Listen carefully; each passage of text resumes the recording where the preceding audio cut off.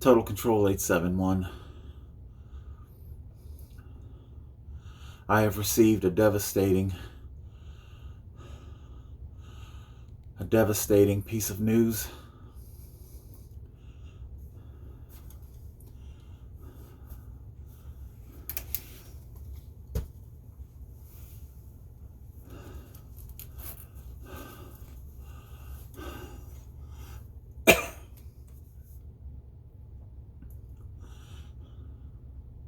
I am facing homelessness once again.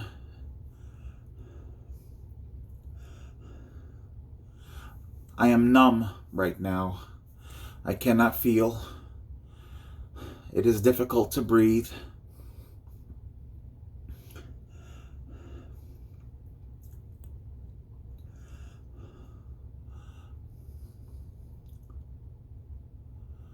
About an hour ago, the landlords, the couple that owns this home,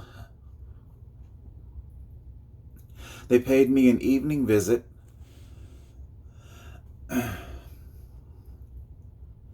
and they showed me a letter that they received from Community Enterprise, the nonprofit that facilitates my housing. Despite the fact that my housing voucher covers over $1,000 of rent, and despite the fact that the rent here is only $960, and despite the fact that the landlords were not requesting a rental increase this year, Community Enterprises has deliberately and maliciously lowered my rental subsidy to $700 and some odd dollars. The landlords are instructing me that I would have to pay $228 to cover the rest of the rent.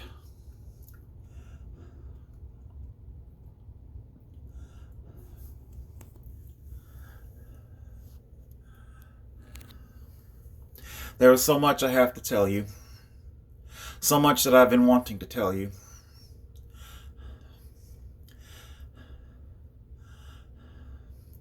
A lot of strange and bizarre things have been going on with my nonprofit, but I have been trying to not let paranoia and suspicion to run away.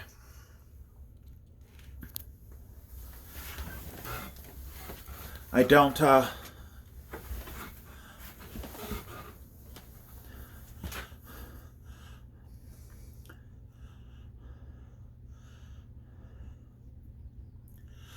really know if I can put together a story.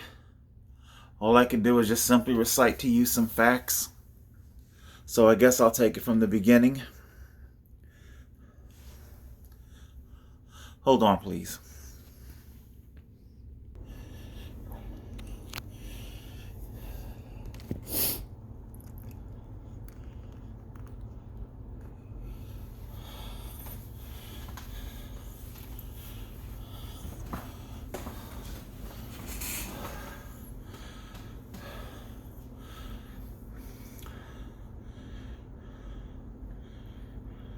I'll take you through the timeline.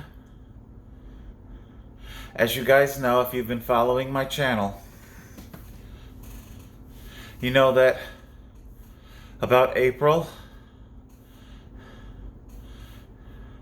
or somewhere about, I was granted a housing voucher.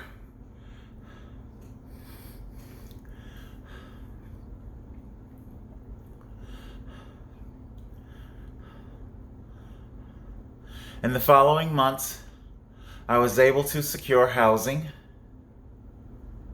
I moved in around August, as you know.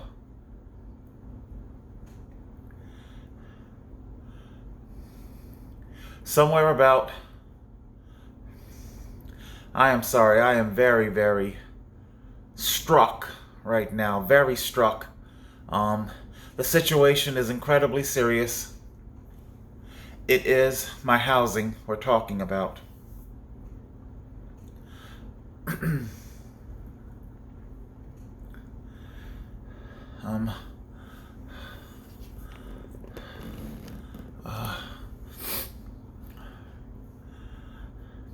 I have a social worker, or to be more specific, I had a social worker. His name was Jason. As I've said all along, I thought he was a very good guy. He treated me fairly, everything was good. Probably the first strange occurrence coming from Jason was in the month of August when I came to move into this home. He was supposed to help with the move-in, and he just simply disappeared, or he wasn't able to help. It's not that I'm upset about that. I'm upset about losing my housing, okay? I'm just giving you a timeline right now, so it's not necessarily these individual things that I am so upset about. Him having to cancel and request another caseworker pinch hit for him, that was fine. The only stress that I had about that, I didn't know the type of vehicle they had, because I had the whole move-in orchestrated in my mind as to how it would roll out with a new vehicle being in play. It was a wild card. Nevertheless, obviously, things worked out. After August, we had a couple of meetings during the month of September. Energy assistance. But it was around October that the slow drift I had noticed since maybe June, there was a very slow and slight drift of supportive services coming from Jason, my social worker, but nothing that would cause concern. Around October is when suddenly it was a sharp and dramatic decline in supportive services from Jason. Jason, who at the time was employed by Collaborative Supportive Program. Okay. Now, as you guys know, I call myself a low maintenance client. And that is true. I was assuming that Jason simply had other clients that possibly required more attention. That's fine. So I was trying to work around the perceived. It's not like he ever discussed other clients with me or anything like that. So at that point, once I recognized his dramatic drop in supportive care, I figured, well, if I can just get this, basically like I told you before, I was trying to get him to lock down 1 or 2 days to finish off the last tiny bit of paperwork and supportive services that I needed, the furnishings of the home, and of course, the health care. The health care.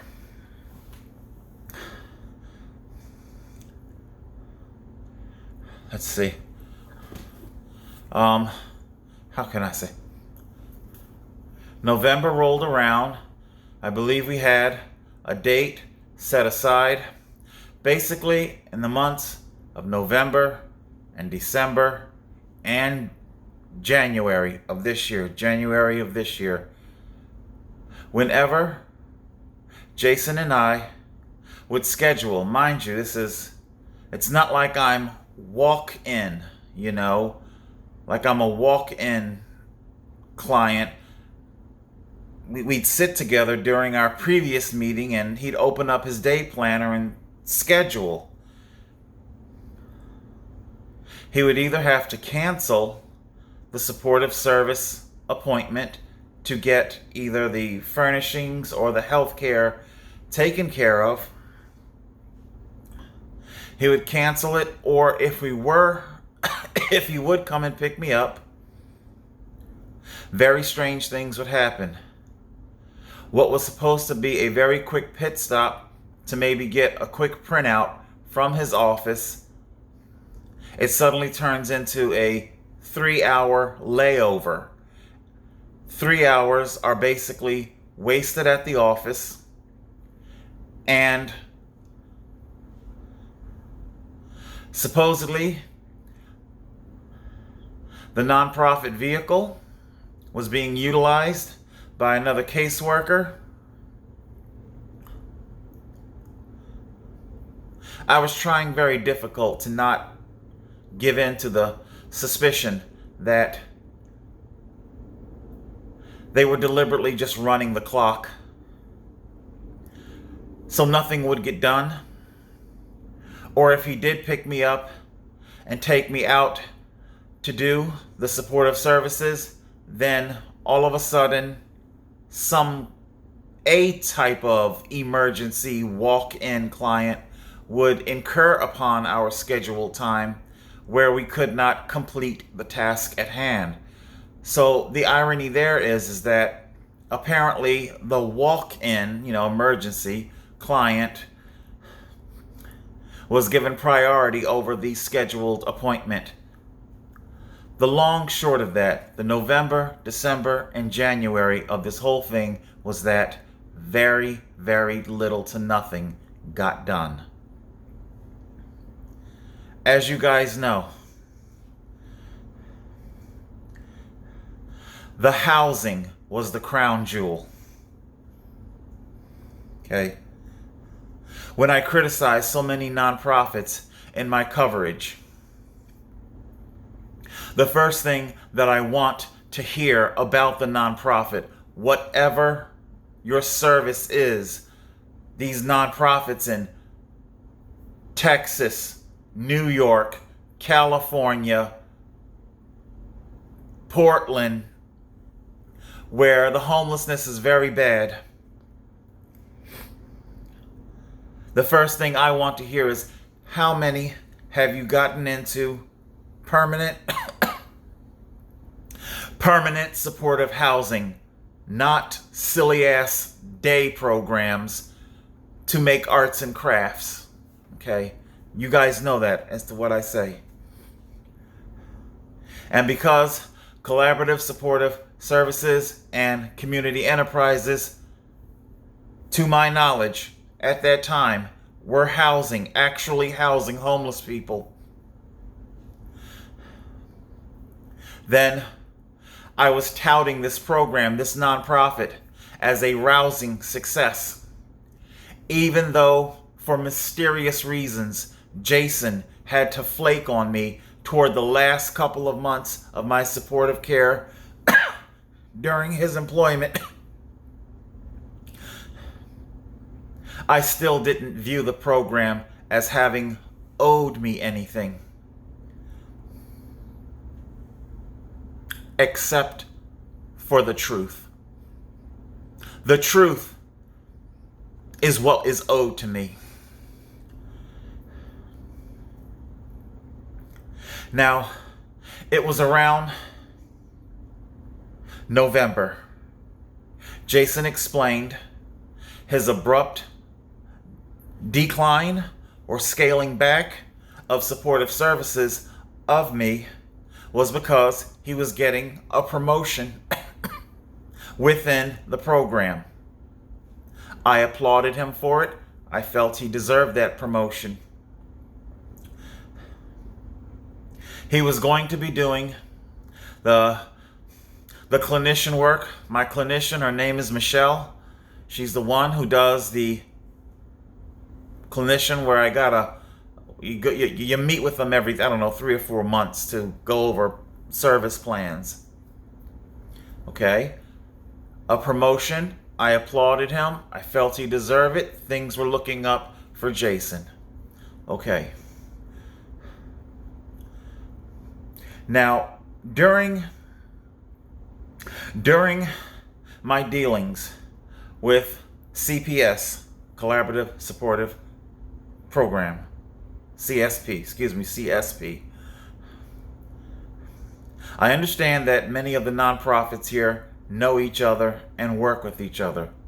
So when I would have meetings, either with Jason or Michelle, and I would see Jewish Family Services literature pinned on bulletin boards, I wasn't surprised. It's not a surprise that they would either know or work with JFS, Jewish Family Services. If I'm not mistaken, they even had some literature from another nonprofit that I worked with, Helping Hand, and I think there was even Family Services Association, who has since changed their name. But point is, I didn't necessarily see it as anything particularly suspicious, okay? During a county building visit, setting up my food stamps, departing the building, my abuser, Aaron Bose, was in the corridor, I guess walking toward her cubicle office, what have you, and she just very quickly gave a, "Hey, how you doing?" to Jason, who was in front of me. Jason kind of said hi, and it was very obvious to me at that moment that they were deliberately minimizing knowing each other. Jason does know about the my abuse by Aaron Bose. It's not like I expected Jason to hate Aaron Bose or what have you. Okay, so again, I'm not rawing off into suspicion, but I am making mental notes of these things, as you can tell. I'm making mental notes. So clearly they know each other. And I do know for a fact that, well, of course, Jason and CPS would get on the phone with JFS and talk and okay. Okay. So as I've told you guys before, the housing voucher. Hold on, let me check my time here. I know I only got 38 minutes, and I am very, very distraught. I'm up to 20 now.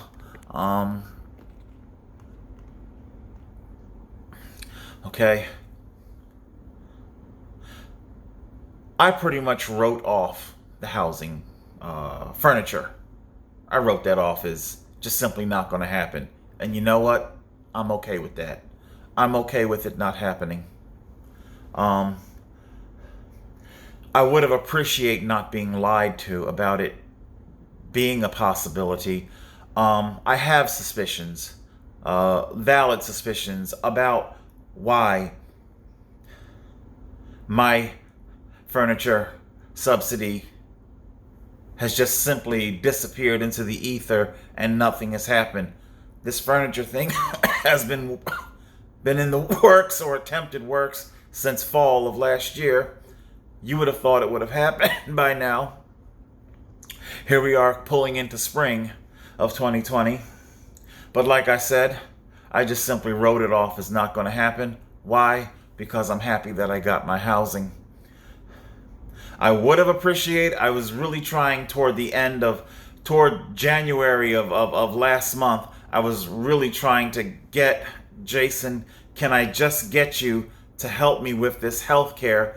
But Jason cranked out the excuses as to why he could not help me with this. Okay. The bottom line with Jason is that it was all a fucking lie.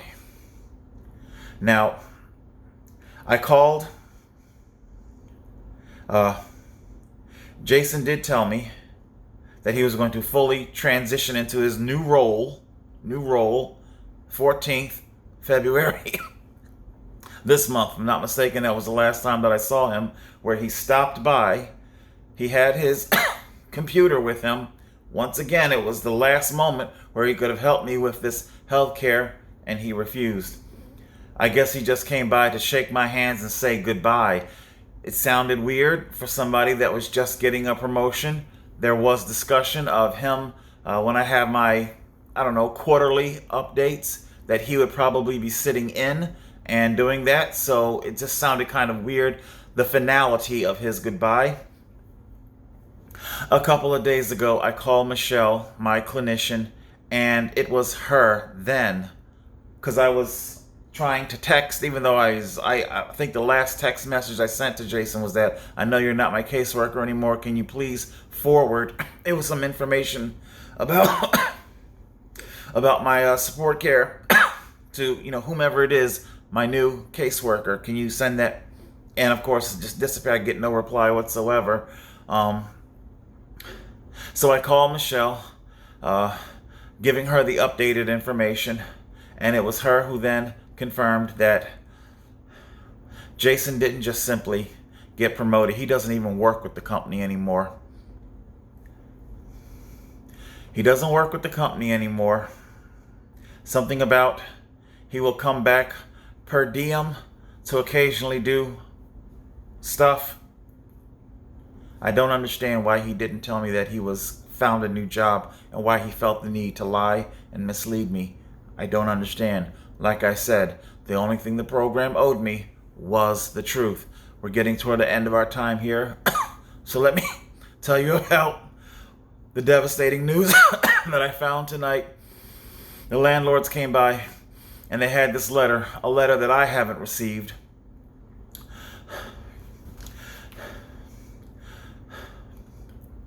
Telling me that I suddenly now have to pay hundreds in rent. When I went for my orientation for the rental subsidy, it was explained by Nicole, who is the manager of the rental subsidy for Community Enterprise. She did explain that if the landlords were to make a sudden massive increase in rent that is not consistent with market rate, that the program would not cover it and that I would be responsible for it should I choose to stay. The landlords there was no discussion during that time saying that my rental subsidy would ever be lowered. I am learning tonight that I am the victim of a malicious bait and switch. A bait and switch that so many nonprofits throughout America are guilty of perpetrating. Suddenly it all makes sense. Jason's mysterious disappearance, mysterious lack of supportive care toward the end of his employment, and why there is no furniture in this home. They probably understand that they would not spend the money because they know that I cannot afford this rental increase. As I speak to you now, I have $110 in the bank. And mind you, what I would be responsible for is almost $230. As I shared with you before, with the energy assistance that I get and with the tiny scrap of food stamps, I was just now starting to be able to make it to the end of the month, like we are now at the end of the month, where I'm not starving. I've got food in the refrigerator.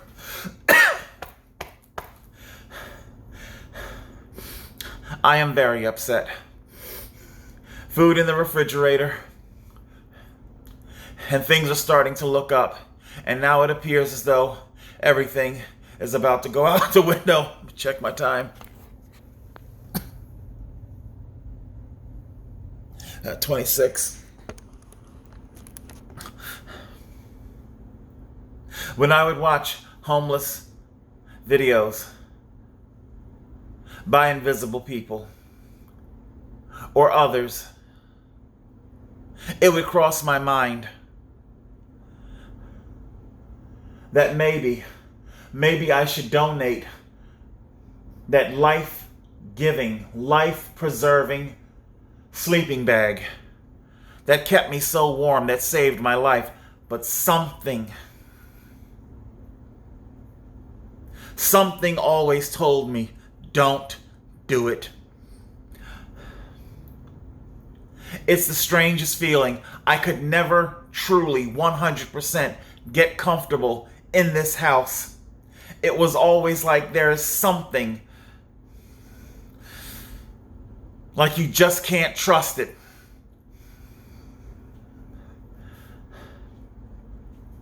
We only have a few more minutes. I want to show you some things. I understand many of you might be thinking $228 is no big deal. What's the big deal? You should be able to handle that. These are what is left of my medical compression socks. See if I can flash. These socks are chewed up. 8 to hell. Okay. These are my fleece pants that I wear over the cycle kit. All of them are ripped to hell. Cycling kit, the base layer, ripped to hell. This stuff is 5 years old. Okay, I got limited time here. I'm showing you my leg, the swelling. I need you to understand that I don't just simply want $80. These medical compression socks, they cost $80 a pair. I don't just simply want it for kicks and giggles. Believe me, I could definitely use that money for something else. Basically, the entire wardrobe, they're all ate up. They're all ate up. The legs here, the zippers are broken. Our zippers are broken. Everything is a chewed mess. Okay. It's all just chewed up. I hope you understand what I'm talking about. This is new. I finally one pair. I purchased one pair. Finally, $100. $100. I bought that new, and a new jersey, a new cycling jersey. This was $80. Okay. Everything. Oh my God, come on. Let me the coats, the jackets, the zippers are all broken. My zippers, they won't zipper. Everything is chinked and it's all ripped.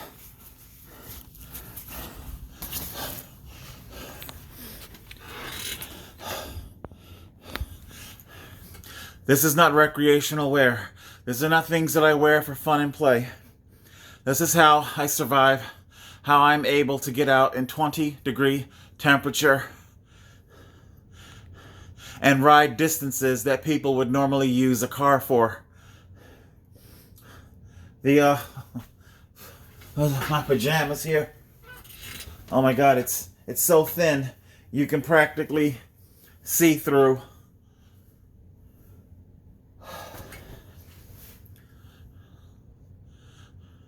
If it isn't food, then it's clothing. Come on. If it isn't food, then it's clothing that I am spending the money on.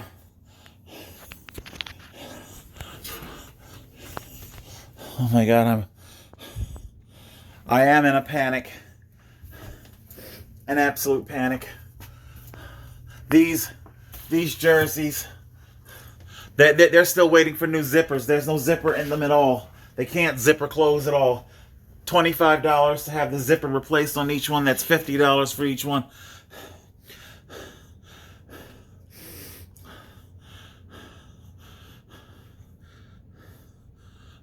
I won't make it. Just like Charlie in the Amuletto short film, I don't think I'm going to make it.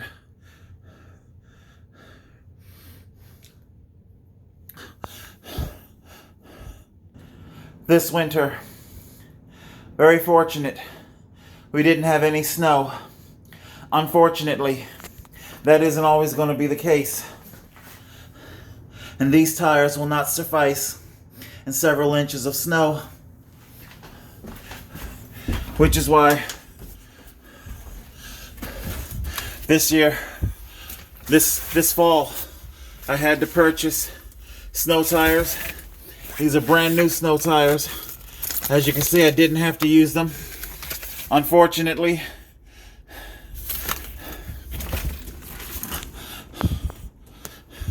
that is not always going to be the case. Next, winter will come again. Winter will come again. And those tires are going to